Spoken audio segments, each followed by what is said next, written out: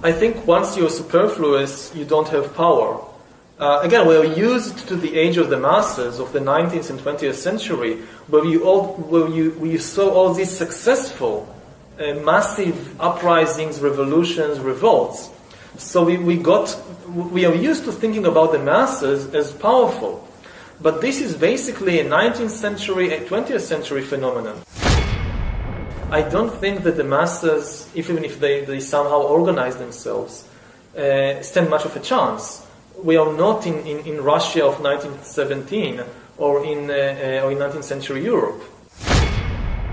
What we are talking about now is like a second industrial revolution, but the product this time will not be textiles or machines or vehicles or even weapons. The product this time will be humans themselves.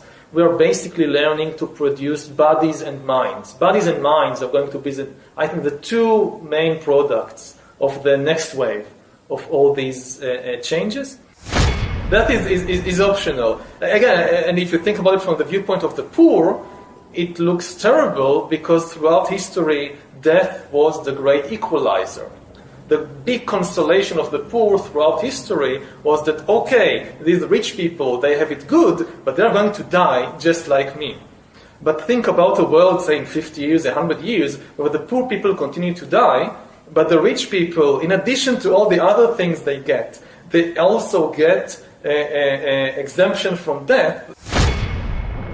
Once you really solve a problem like direct brain-computer interface, when brains and computers can interact directly, for example, to take just one example, that's it. That's the end of history. That's the end of biology as we know it. Nobody has a clue what will happen once you solve this. If life can basically break out of the organic realm into the vastness of the inorganic realm, and you cannot even begin to imagine what the consequences will be because our imagination at present is organic.